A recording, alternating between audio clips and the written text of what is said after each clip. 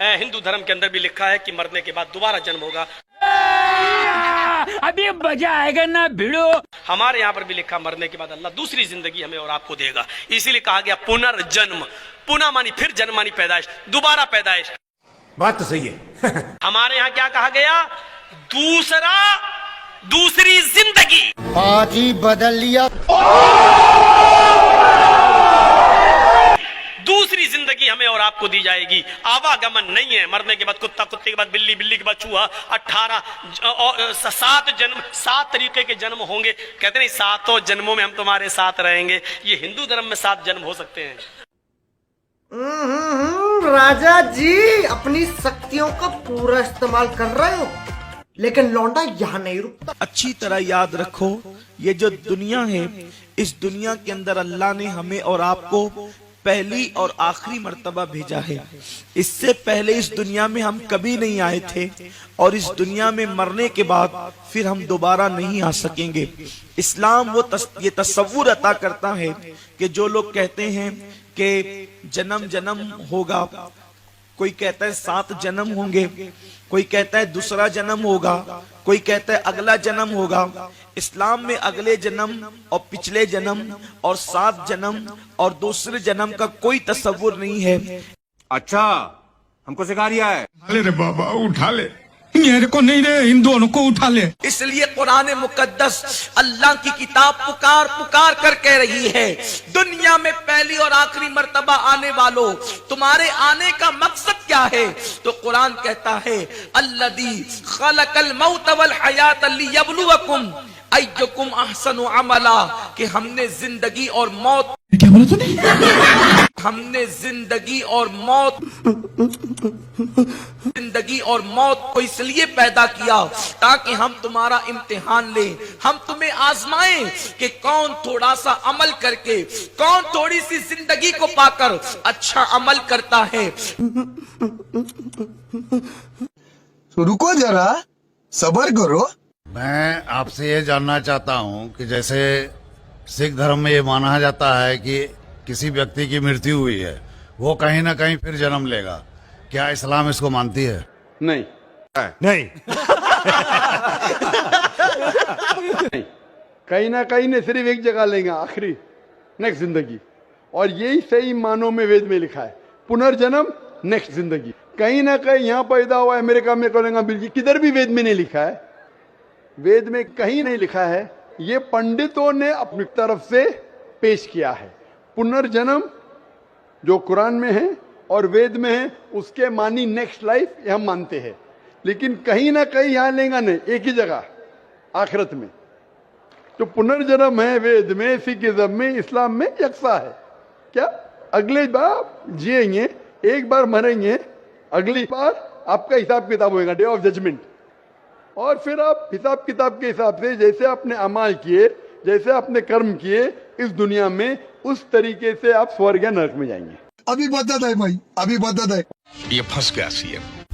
पहले तो आप जी ने ये समझना पड़ेगा कि कुरान शरीफ के पढ़ने वाले आज तक नहीं समझ सके। कुरान शरीफ में मुसलमान धर्म के भाई जो हैं,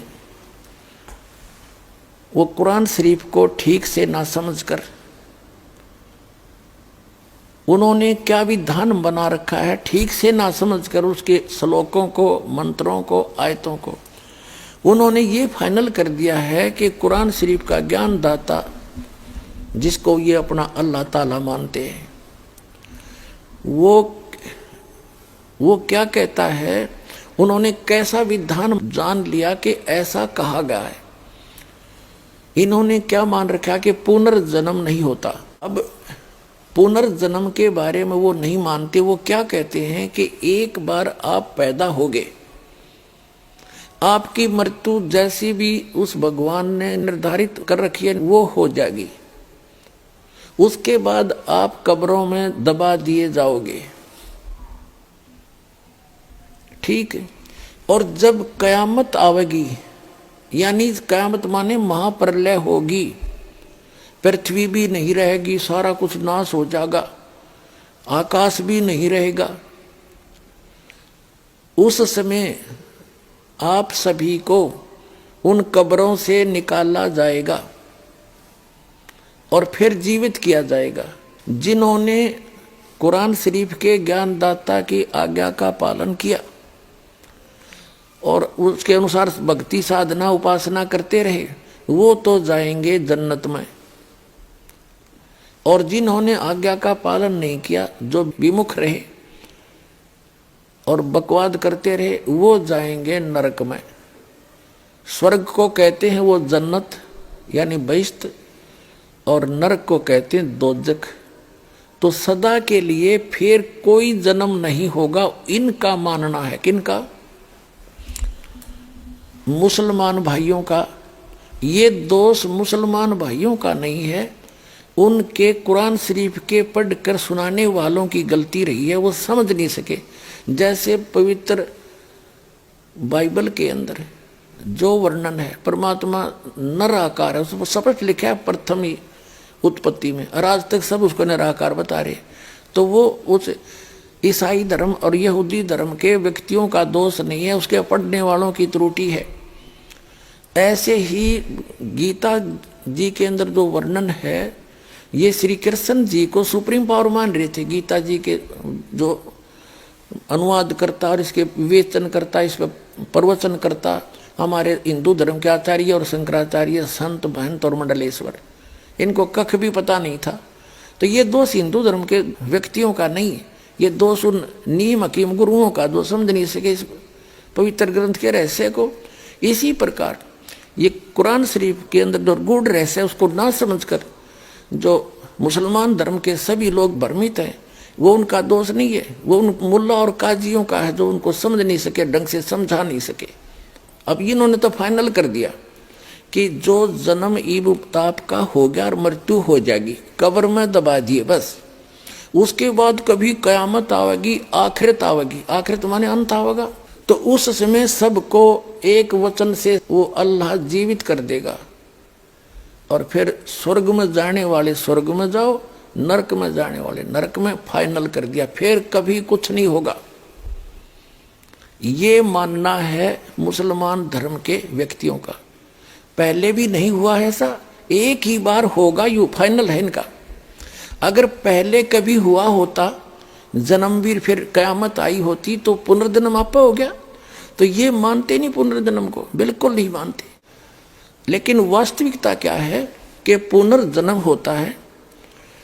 ये कयामत कब आती है? ब्रह्मा जी का एक दिन जब संपूर्ण होगा, ब्रह्मा जी का एक दिन जब पूरा होगा, तो पूरी पृथ्वी पर प्रलय हो जाएगी। इन तीनों लोकों में, स्वर्गलोक के, पृथ्वी लोक और पाताल लोक के सभी प्राणी नाश में आ जाएंगे। ये प्रलय। उसके बाद फिर जब ये रहेगी इतना ही समय तक, जितने समय तक सृष्टि रहती है, ब्रह्मा जी का एक दिन 1000 चतुर्युग का माना जाता, लमसम।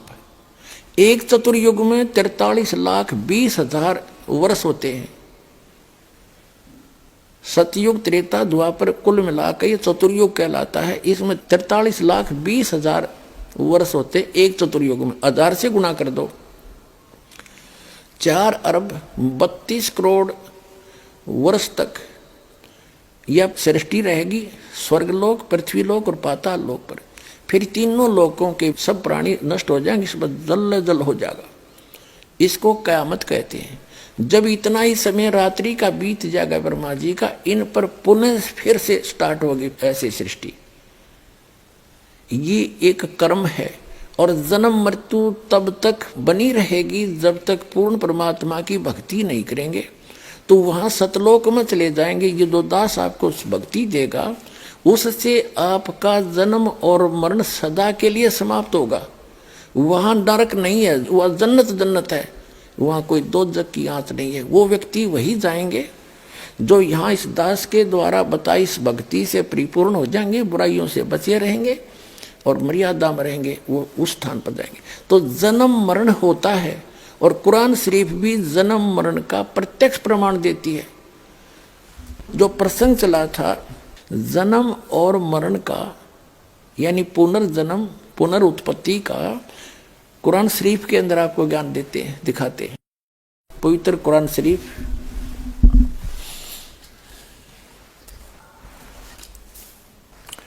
ये वही कुरान शरीफ है। और ये देखिएगा शेरवानी संस्करण है, प्रकाशक लखनऊ किताबघर, मौसम बाग, सीतापुर रोड। इतने ये 1969 की छपी हुई है, आज की नहीं, 1969 की अनुवादित है। वही अनुवाद आज तक चल रहा है। ये देखिएगा, ये 17वां संस्करण 2008 में, कॉपीराइट अधिकार। ये Lucknow Kitabghar, opposite bright Motors, मौसम बाग, सीतापुर रोड, लखनऊ। ये प्रथम संस्करण 1969 में छपा था और ये 17वां संस्करण हम पढ़ रहे हैं आपके हाथों में। ये यहाँ से मुद्रित है। अब देखिएगा, ये है सूरत अंबिया, कुरान शरीफ सूरत अंबिया 21 नंबर। और इसकी आयत यहाँ से आते आते यहाँ आ गई है। यहाँ पर ये 100 होगी, ये वैसी टिप्पणी। इससे आगे फिर ये 553 पर आ गए अभी हम। इधर तो अरबी भाषा वाली है, इधर ये हिंदी है, इसलिए एक प्रश्न ज़्यादा बन जाता। 553 पर आगे हम। यहाँ तो दूसरी, ये दूसरी शुरू होगी यहाँ पर, हिज 22, ये तो यहाँ से शुरू होती है, यहाँ से, इसलिए वहाँ लिखी गई। इस 21 अंबिया की ये आयत यहाँ तक चल रही है। 103 समाप्त हुई और ये 104 यहाँ से शुरू होती है आयत। जिस दिन हम, ये कुरान शरीफ का ज्ञानदाता ये बोल रहा है, जिस दिन हम आसमान को इस तरह लपेटेंगे जैसे तुम्हार पुलिंदा में कागज लपेटते हैं, जिस तरह हमने पहले पैदा किया था, फिर हम उसे दोहराएंगे और वादा हमारे जिम्मे है, हमें जरूर करना है। फिर पढ़ लो एक बार अच्छी तरह कि जिस दिन हम आसमान को और इस तरह लपेटेंगे जैसे तुम्हार पुलिंदा में कागज लपेटते हैं, जिस तरह हमने पहले पैदा किया था, और फिर हम उसे दोहराएंगे। यह वादा हमारे जिम्मे है, हमें जरूर करना है। अपना तो ये बालकों के लेख हैं, इनको कोई समझ सकता है कि तो एक इस 21 ब्रह्मांड के मालिक के कोड वर्ड हैं, चाहे कुरान शरीफ है, चाहे श्रीमद् भगवद गीता है, चाहे वेद है। और दिखाते हैं आपको, फिर क्लियर होगा कंसेप्ट। इसी कुरान शरीफ का ये है सूरत 67, ये यहाँ से प्रारंभ हुई। ये है कुरान शरीफ चल रही है, कुरान शरीफ। और सूरत मुल्क की 67, मुल्क की 67, सूरत मुल्क की 67 की आयत नंबर ये 2 है, एक यहाँ समाप्त हुई। ये कहते हैं शुरू अल्लाह के नाम से जो निहायत रहम वाला बेहद मेहरबान है। ये 1 नंबर है। उसकी बड़ी बरकत है, उस जिसके हाथ में आलम की सारी दुनिया की बादशाही है और वह हर चीज पर शक्तिमान है, समर्थ है। जिसने मरना और जीना बनाया, वो कहते पुनर्जन्म नहीं, जिसने मरना और जीना बनाया ताकि तुमको जांचे कि तुम में कौन अच्छा काम करता है, और वह बड़ा बलवान और साथ साथ बड़ा ही अक्षमा करने वाला है। ये सूरत मुल्क की 67 की 2 नंबर आयत में स्पष्ट कर दिया। जिसने जीना और मरना, जिंदगी और मौत नहीं, जिंदगी और मौत नहीं, जीना और मरना बढ़ाया। जीना और मरना, जीना और मरना, पुनर्जन्म। और जैसा कि आपने सूरत अंबिया 21 आयत नंबर 104 में देखा कि वो कह रहा कि मैंने जैसे पहले पैदा किया था दोबारा फिर करूंगा पैदा। उसका भावार्थ ये है, फिर पढ़ने अच्छी तरह। वो क्या कह रहा है कुरान शरीफ का ज्ञानदाता कि पहले जैसे मैंने पैदा किया और फिर समेट लूँगा और फिर पुनः पैदा जरूर करूँगा। तो ये इसका अर्थ गलत लगा रखे हैं। मरने और जीने का इन्होंने क्या फाइनल फैसला कर रखा है। कुरान शरीफ के पढ़ने वालों को पूर्ण ज्ञान ना होने से इन्होंने डिसीजन निकाल लिया अपनी अल्प बुद्धि से कि इसका अर्थ ये बनता है कि एक बार तो सभी मर ही रहे हैं, कब्रों में दबा दिए जाएंगे या जैसे भी तैसे। और फिर क्या होगा कि फिर कयामत आवेगी, प्रलय हो जाएगी, सब खत्म हो जाएगा, फिर मिट्टी से वचन से निकालेगा अल्लाह, और जिसने अच्छे काम करे वो जन्नत में अल्लाह के अनुसार चले, जो अल्लाह के अनुसार जिन्होंने कार्य नहीं अपनी भक्ति की वो दोजख में फॉर एवर फाइनल कर दिया इन्होंने। और ये तो खुद कहता है जैसे मैंने पहले पैदा किए फिर करूंगा। अगर ये शब्द नहीं कहता कि फिर मैं दोबारा करूंगा और मैं अपना पक्का वायदा करता हूं, यदि एक ही बार होना है तब फिर करूंगा तो शब्द आना ही नहीं चाहिए। फिर देख लो कुरान शरीफ,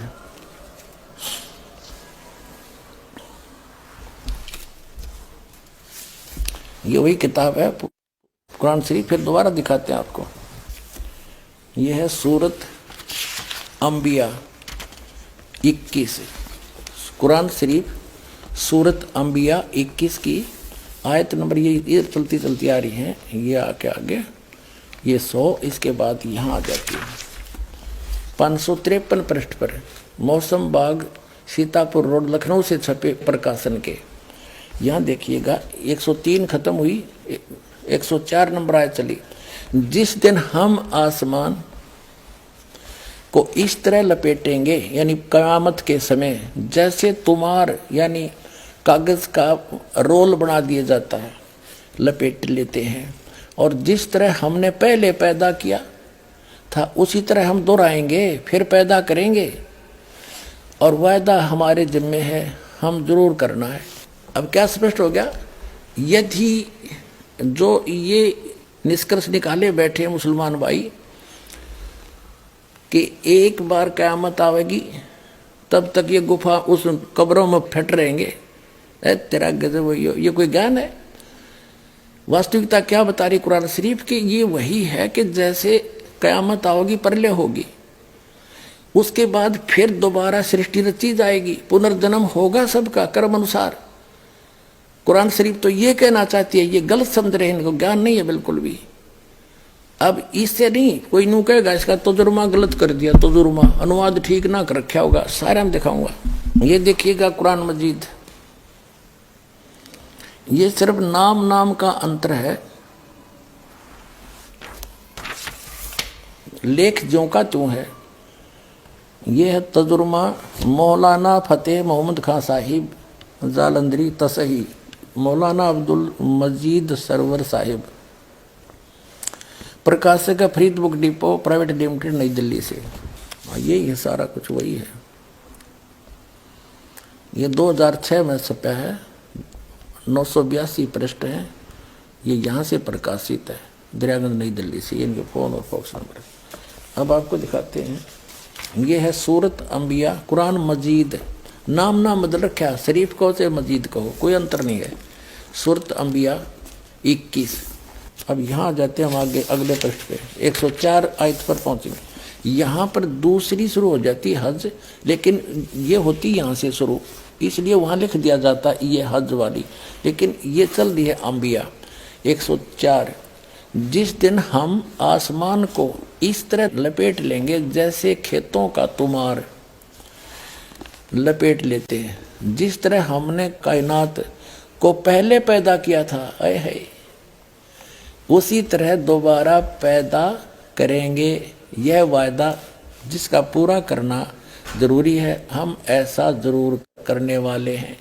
ओगिन इनका जो सिद्धांत है, इन मुसलमान भाइयों ने इस कुरान शरीफ को ठीक से ना समझ के वो गलत निष्कर्ष निकाल रखा है कि बस इनका फाइनल ये है कि चलते रहेंगे, मरते रहेंगे, कब्र में दबाते रहेंगे, और जब क़यामत आवेगी फिर भगवान यानी सब कुछ नष्ट हो जाएगा। आसमान भी इसने कह दिया समाप्त कर दूंगा, तो रहेगा क्या फिर? तो फिर कहते हैं फिर सबको जीवित करेगा अल्लाह। उनकी अपनी सोच वो गलत है, वो सोच, और फिर सदा के लिए वो स्वर्ग वाले स्वर्ग में, निकम्मे वाले नरक में, फिर दोबारा जन्म होना नहीं। और ये कहते हैं इस कायनात को पहले की तरह मैं फिर से उत्पन्न करूंगा, फिर पैदा करूंगा, ये मेरा पक्का वायदा है। एक और दिखाता हूँ, ये देखिएगा, एक और कुरान इसकी अनुवाद दिखाता हूँ आपको। ये देखिएगा, ये मुख्तसर तफसीर एहस नुल बयान तर्जमा मौलाना मोहम्मद जूनागढ़ी तफसीर हाफिज सलाहुद्दीन यूसुफ, हिंदी तर्जमा व तरतीब मोहम्मद ताहिर हनीफ, और ये दारुसलाम प्रकाशक वितरक। इसमें इन्होंने अपने हिसाब से कर रखे, यहाँ से उल्टी साइड से चला है, यहाँ से चले हैं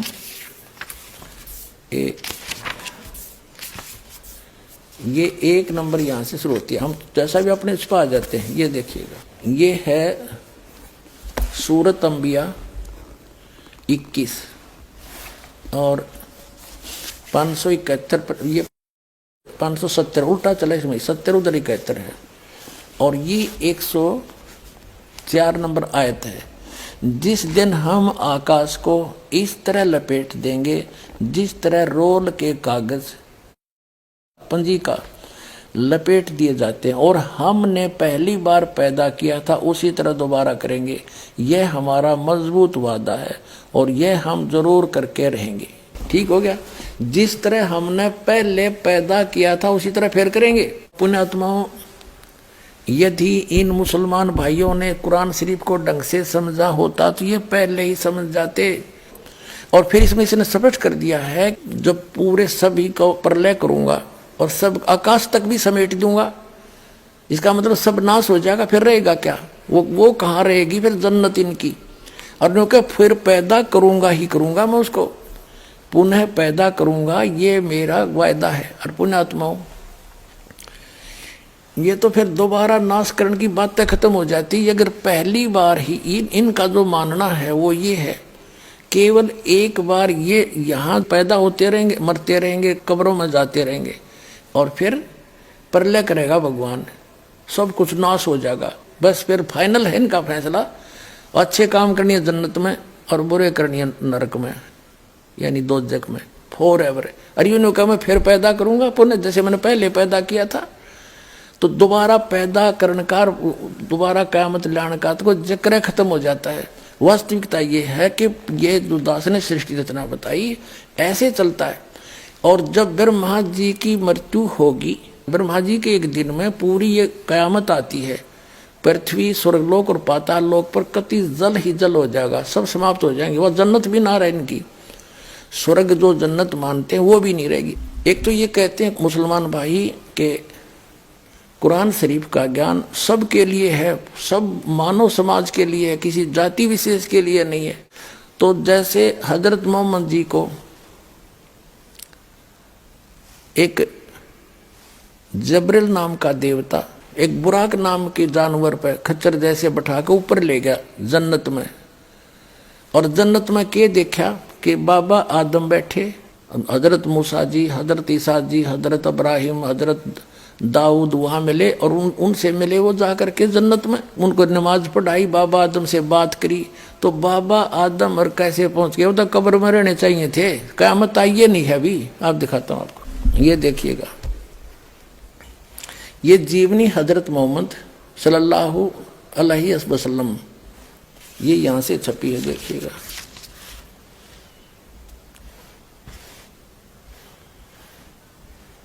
मोहम्मद इनायतुल्लाह सुबहानी, अनुवादक नसीब गाजी फलाई, मकरजबी मकतबा इस्लामी पब्लिशर नई दिल्ली से। यहाँ देखिएगा, जीवनी हजरत मोहम्मद सल्लल्लाहु अलैहि वसल्लम, हिंदी, इस्लामी साहित्य ट्रस्ट, प्रकाशन नंबर 81, सर्वाधिकार प्रकाश का अधीन।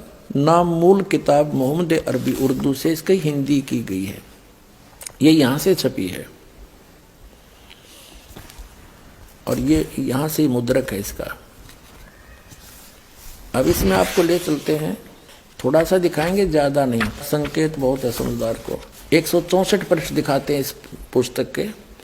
यहाँ लिखा है कि प्यारे नबी सल्लल्लाहु हजरत मोहम्मद अपने सच्चे साथियों के बीच बैठे, अल्लाह ने उनको जो बड़े बड़ी नेमत दी थी उनका जिक्र करने लगे, और बैतुल मकदिस से आकाश पर जाने का हाल सुनाया। वहाँ कुदरत के जो जलवे देखे थे उनको भी बयान किया। आप सल्लल्लाहु ने फरमाया कि इस तरह हजरत जबरील अलैहि मुझे पहले आकाश पर ले गए, वहाँ इंसानों के बाप हजरत आदम अलैहि मिले। उनका हाल यह था कि जब दाईं ओर देखते तो खिल उठते और हंसने लगते, और बाईं ओर देखते तो मारे गम के आंसू भी भर लेते, क्योंकि दाईं ओर उनकी नेक औलाद के कर्म थे और बाईं ओर उसके बद के। हजरत आदम अल्लाह ने आप सल्लल्लाहु यानी हजरत मोहम्मद को देखा तो बोले, तुम्हारा आना मुबारक है नेक नबी, है नेक बेटे। आप सल्लल्लाहु ने पूछा, जबरील यानी हजरत मोहम्मद ने जबरील देवता से पूछा, ये कौन है? तो उन्होंने जवाब दिया, जबरील ने बताया कि ये आदम अलही है, हजरत आदम है, इस सारे इंसानों का बाप। फिर जबरील अलही आपको दूसरे आकाश पर ले गए। अब देखो, एक तो इस तरह ये सिद्ध होगी कि जिस जन्नत में ये कुरान शरीफ के आधार से ये तो नमाज आदि पढ़कर जाना चाहते हैं उस जन्नत में, वहां गए हुए प्राणी कितने सुखी। बाबा आदम को ये सुप्रीम मानते अपना, और वो जन्नत में बैठा है, एक बार तो रो रहा है, एक बार हंस रहा है, क्योंकि अब देखो इनकी यह थ्योरी भी गलत सिद्ध होगी कि जब क़यामत आओगी, जब बस सारे पैदा किए जाएंगे, इतने इसका वहाँ रहेंगे। अब ये बाबा आदम की सारी संतान ऊपर जा रही, और ये हजरत ईसा, हजरत मूसा, हजरत अब्राहिम, दाऊद, और ये सारे ऊपर बैठे। अब दिखाते आगे। तो कहने का भाव ये है कि तू वो उस जन्नत ने के चाटे, वहां भी दुखी वो आदम, कभी रो रहा है कभी हंस रहा है, क्या इसी को जन्नत कहते हैं?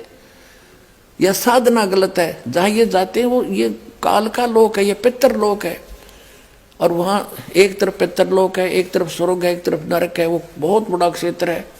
तो ये पितर लोक में बैठे हैं सारे, तो वो खा के वो जन्नत, जहाँ वहाँ भी दुखी, सबका इनका हेड ऑफ द डिपार्टमेंट हजरत आदम वहाँ बैठा, कभी रो रहा है कभी हंस रहा है, इसी को जन्नत कहते हैं। कहते हैं वहाँ दुख नहीं, इस तो बड़ा दुख और क्या होगा, सुख का सांस नहीं वहाँ पर। अब ये जन्नत है, इसको जन्नत कहते। देखो प्यारे नबी सल्लल्लाहु अपने सच्चे साथियों के बीच बैठे थे, ये सारा बता दिया। उन्होंने फरमाया कि मुझे पहले आकाश पर ले गया, वहाँ इंसानों के बाप हजरत आदम अलही मिले। उनका ये हाल था कि जब दाईं ओर देखते तो खिल उठते, स्वर्ग की तरफ देखे तो अच्छी संतान को देखकर हंसने लग जाते, और बाईं ओर देखते तो मारे गम के आंसू भर लेते, क्योंकि दाईं ओर उनकी नेक औलाद के कर्म थे, बाईं ओर बद के निकम्मी के। हजरत आदम अलही ने आप सल्लल्लाहु यानी हजरत मोहम्मद को देखा और बोले, तुम्हारा आना मुबारक हो नेक नबी, नेक बेटे। अब जब आप सल्लल्लाहु ने पूछा, जबरील ये कौन है? तो जबरील ने जवाब दिया, उन्होंने जवाब दिया कि ये आदम अलही है, सारे इंसानों का बाप।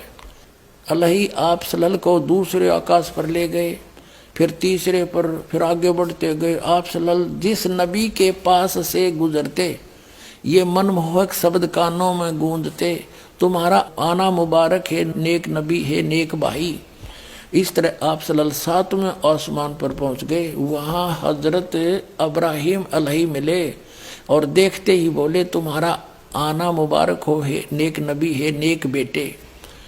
आप सल्लल्लाहु आगे बढ़े और आगे बढ़े और बढ़ते गए। रास्ते में सौंदर्य के रूप भी देखे, प्रकोप के दृश्य भी, हजारों फरिश्ते भी नजर आए। ये हजारों देवता भी हैं, उनके भी, मुसलमानों के भी देवता, फरिश्ते माने देव, और सजदे में पड़े हुए रब का गुणगान कर रहे थे। बढ़ते बढ़ते आप अल्लाह के सिंहासन के करीब पहुंच गए, पर्दे के पीछे। वहां आप सल्लल्लाहु पर और आप सल्लल्लाहु की उम्मत पर 50 नमाज दर्ज हुई। वापस आए तो हजरत मूसा अलही के पास से गुजर हुआ। कहा कि क्या फर्ज हुआ उम्मत पर? उन्होंने देखते ही पूछा। कहने का भाव यह है कि वो 50 नमाज दी, वो पर्दे के पीछे से बोलता, ये काल है, ये कभी सामने नहीं आता किसी के। श्रीमद् भगवद गीता अध्याय नंबर 7 के श्लोक नंबर 24-25 में कहता कि अर्जुन, मैं अपनी योग माया से छुपा रहता हूँ, मैं कभी किसी के समक्ष नहीं आता, ये मेरा घटिया अटल नियम है, अविनाशी नियम है। ये पर्दे से पीछे बोल रहा है, और निराकार बताओ। फिर पर्दे की क्या जरूरत थी, जब निराकार होता तो वो सामने क्यों नहीं आता? भगवान कोई चोर है क्या? वो भगवान तो यहाँ आता है, हमारे साथ साथ फिरते रहते थे। अल्लाहू अकबर, काशी माँ 120 वर्ष रह कर गए, वो हमारे सच्चे भगवान। ये तो गुप्त रहता है। अपने आत्मा आगे देखो, इसी पर हम चल रहे 165 पृष्ठ पे, कि यहाँ देखो कहते ये 5 नमाजें, लेकिन सबाब इनका 50 का ही है। मेरे फैसले बदला नहीं करते। 5 पे रोक दी नमाज 50 के स्थान, ठीक है।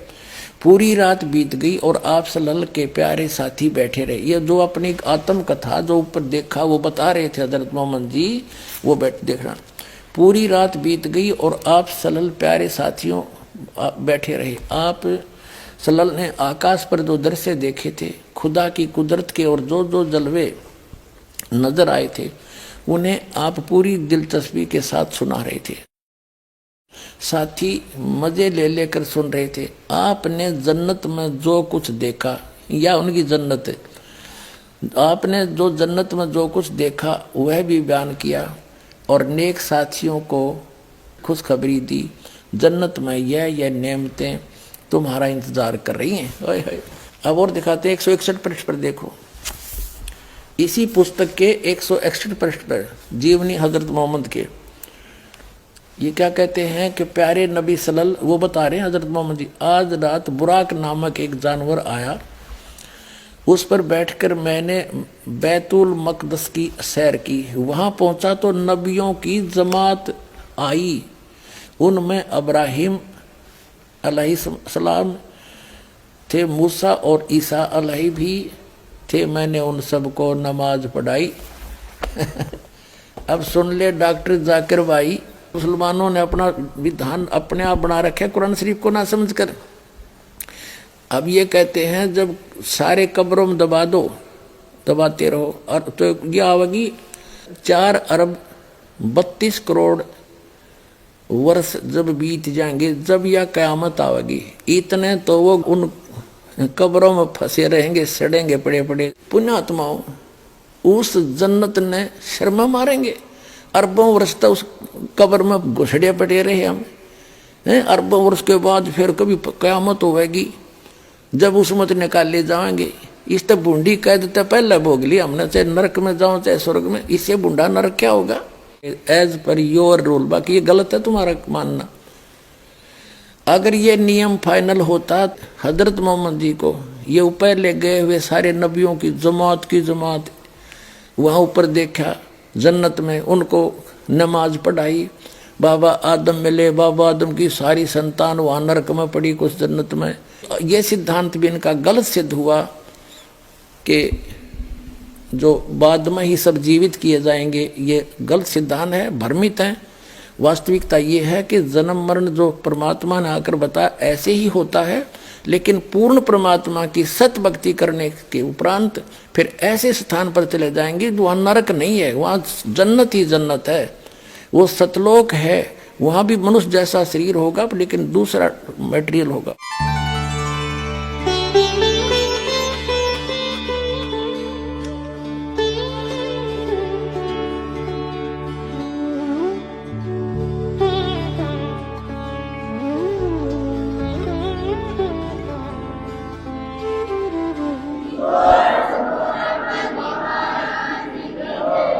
आप सुन रहे थे जगत गुरु तत्वदर्शी संत रामपाल जी महाराज जी के मंगल प्रवचन। अधिक जानकारी के लिए विजिट कीजिए हमारी वेबसाइट www.jagatgururampalji.org। संत रामपाल जी महाराज जी के शुभ आशीर्वाद से पूरे विश्व भर में 500 से भी ज्यादा नाम दीक्षा केंद्र हैं, जिन पर संत रामपाल जी महाराज जी द्वारा ऑनलाइन निशुल्क नाम दीक्षा दी जा रही है। अपने नजदीकी नाम दीक्षा केंद्र का पता करने के लिए संपर्क करें 8222880541।